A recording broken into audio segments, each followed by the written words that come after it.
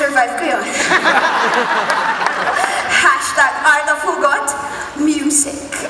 And then, na-develop ako dito sa filmmaker na to. Kaya lang sabi niya sa akin, ang buhay ay parang pelikula. Kapag nag-iisa ka, drama. Tapos biglang nag-run out, suspense. Nang may biglang nagpakita, pagwapo, romance. Pero pag mukhang goon, action.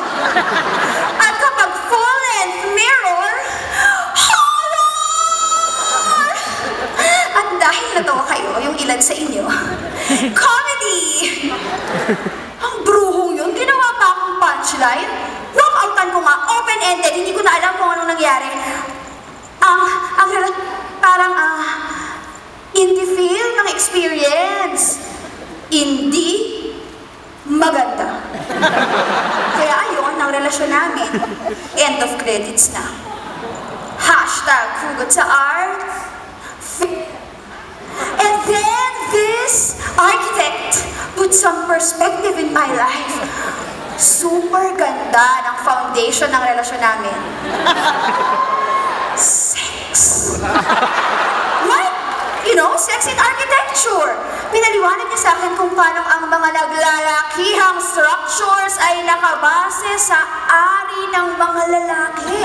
Everything was phallic, according to him, palakihan, patigasan, patagayan!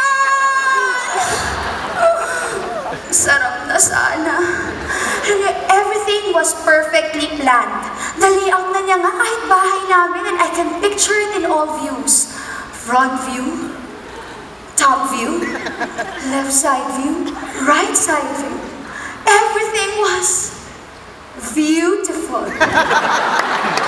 Pero sabi nga ng matatanda, anhin naman daw natin ang bahay na bato kung ang nakatira naman dito ay kwago. Aba, baka zoo na ba to yun or aviary to be specific.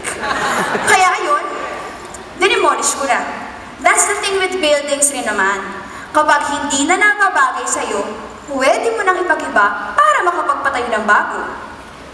Hashtag Art of Hugot, Architecture.